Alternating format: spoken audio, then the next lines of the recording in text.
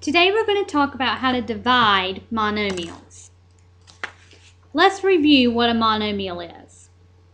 First off, a monomial is defined as a number, variable, or a product of a number and one or more variables. Here are some examples.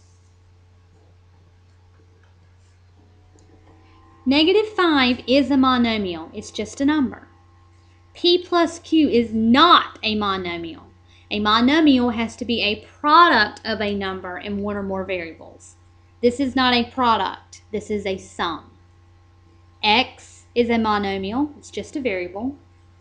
C divided by D would not be a monomial because that is a quotient of variables, not a product. In the last example, A, B, C to the 8th power, all divided by 5, is a monomial. Remember that this can be written as 1/5 A, B, C, all to the 8th power. So that is a product, 1/5 times A times B times C to the 8th. So it is a product. Let's talk about the rules. The first rule is called Quotient of Powers, and this rule states that A to the M power divided by A to the N power is equal to the A to the M minus N power, meaning if the bases are the same, we just end up subtracting the exponents. Let's look at an example. In the first example, I have A to the 5th times B to the 8th divided by AB cubed. If I start off by looking at just the A's, A to the 5th divided by A, that's A to the 1st. So that's the same as A to the 5 minus 1, or 4th power. And then B to the 8th divided by B cubed. So that's B to the 8 minus 3. Well, 8 minus 3 is 5. So that would be B to the 5th. So the final answer is A to the 4th, B to the 5th. In another example, I have X to the 8th times Y to the 12th, all divided by X squared times Y to the 7th. Take it one step at a time. Just look at X to the 8th divided by X squared. That'd be X to the 6th, 8 minus 2 is 6, and Y to the 5th, because 12 minus 7 is 5. Final answer. Let's talk about another rule. This is called the power of a quotient rule. And this is just saying the quantity A divided by B, all to the M power, is equivalent to A to the M power divided by B to the M power. Here's an example. In this example, we have the quantity 2p squared divided by 3, all to the 4th power. So I'm going to carry each one of these numbers and variables to the 4th power. So I'm going to say 2 to the 4th power times p to the, now remember, 2 times 4 is 8. Remember, from the multiplying monomials, I would need to multiply those exponents. And then 3 to the 4th power. We can simplify this further because 2 to the 4th power we know is 16. And 3 to the 4th power we know is 81. So it's 16, final answer, 16 p to the 8th power divided by 81. In this example, number 2, it's a little bit more complicated. But you can kind of think of this as distributing the exponent over every single term or every single piece inside of the parentheses. So I'm going to distribute this too. So I'm going to say 5 squared. Then I'm going to say b to the 4 times 2 power, b to the 8th. Remember, I'm using this from the power to a power rule that we talked about previously in the multiplying monomials video. And then that would be n squared over 2 squared, and then that's a to the 12th. And then again, we can clean this one up a little bit because 5 squared we know is 25, and 2 squared we know is 4. So your final answer is 25 b to the 8th power n squared, all divided by 4a to the 12th. Another rule we have is called the zero exponent rule. And that rule just tells us that any number to the 0 power is always equal to 1. So in the first example, I have all of this complicated stuff inside of parentheses. But everything inside of the parentheses is being carried to the 0 power. Well, it doesn't matter what all this simplifies to, because I'm going to carry it to the 0 power anyway. So the final answer here is 1. In number 2, it's not quite as straightforward as example 1, but I notice I have s to the 0 power. Well, s to the 0 power is just 1. So this is the same as me finding t cubed times 1 divided by t, or just t cubed divided by t. So we know we just subtract the exponents here. Remember, that's the same as t to the first. So that would be t squared. Subtract those exponents. That's your final answer. And we have another rule. It's called the negative exponent rule. And this rule tells us that any number to a negative power is equal to 1 over that number to the positive power. So essentially, a to the negative n is equal to 1 over a to the n power.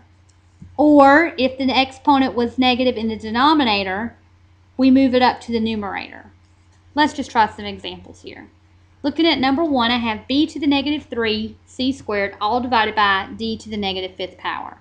Well, b to the negative 3 is the same as 1 over b cubed, meaning that would move to the denominator. C squared is fine where it is because that has a positive exponent. And notice that d to the negative 5th was in the denominator, so it needs to be moved to the numerator, which transforms it into a positive exponent. So this is our final answer here. We never want to leave our answers using negative exponents. We always want to get rid of the negative exponents. In example 2 here, it's a similar procedure. A to the negative 4th, well, you can't leave your final answer with negative exponents, so that can be moved to the denominator. B to the 7th can stay in the numerator because it had a positive exponent. And then c to the negative 5th was in the denominator, so I need to move it up to the numerator. So c to the 5th goes in the numerator. So this is your final answer here. You can't do anything else because none of the bases are the same. Alright, let's do some examples that kind of combine all of these rules together a little bit.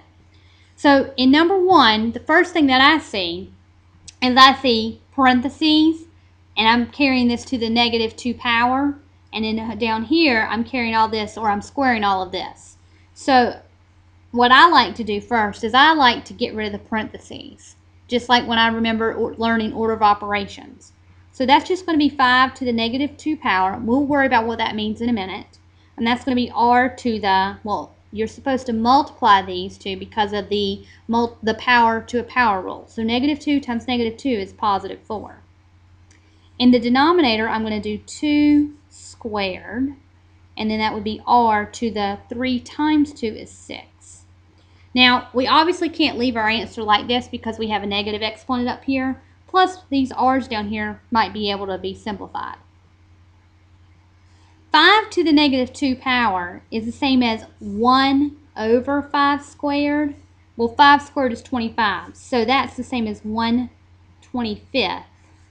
And this is 2 squared, which is 4. And then I also have r to the 4th divided by r to the 6th. We're supposed to subtract those exponents, so I end up with r to the negative 2 power. So that means it needs to be r squared in the denominator. Now, this 1/25 all over 4 looks a little confusing to me. So let's think about fractions. 1/25, this means 1/25 divided by 4, or 4 over 1. Remember, when dividing fractions, you change the division to multiplication, flip, so you end up with 1/100th, multiply straight across. So this transforms into 1 over 100, and then r squared was in the denominator. So this is my final answer. Let's try another example. In number 2, I've got what's inside of parentheses being carried to the negative third power. In this case, however, though, if I look inside the parentheses, I see that I have bases, like bases, in the numerator and denominator. So I'm going to do some simplifying before I carry everything to the negative third power here. So the 2 is going to stay, and the 3 is going to stay. Because if I look at this as the fraction 2/3, that wouldn't be simplified. So I'll leave it as 2/3. Now I'm just going to look at the a. Remember, this is the same as a to the first. So I'm going to subtract those exponents. Negative 2 minus 1 is negative 3. So I end up with a to the negative third power, which means that a to the third power should be in the denominator. Look at the b's. That's the same as b to the first. So I'm supposed to subtract those exponents. So I think 1 minus negative 2. Not 1 minus 2. 1 minus negative 2. So that's going to give me a 3. So that's b cubed. So it can stay in the numerator. And then I have c to the negative 1. And there's no c down here. So I don't need to divide with the c's. But c to the negative 1 can't stay where in the numerator. He needs to be moved to the denominator. So c to the first power, or just c, goes to the denominator. And then keep your parentheses all to the negative third power. Now we are ready to carry all of these pieces to the negative third power. So that would be 2 to the negative third over b to the 3 times negative 3 is negative 9. 3 to the negative third, then a to the negative 9, and then c to the negative 3. Now, we can't leave all those negative exponents, so we need to clean this up. Well, since I've got 2 to the negative 3 in the numerator, that's the same as 2 cubed in the denominator. 3 to the negative 3 in the denominator is the same as 3 cubed in the numerator. b to the negative 9 should be b to the positive 9 in the denominator. A to the negative 9 is a to the positive 9th power in the numerator. And then c cubed moves up to the numerator. And this problem is almost finished. But 3 cubed we know means 3 times 3 times 3. So that's 27. A to the 9th, c cubed. And 2 cubed we know is 8. So that's 8b to the 9th power. And there's no more that can be done to this problem. So the final answer, 27a to the 9th, c cubed, all divided by 8b to the 9th power.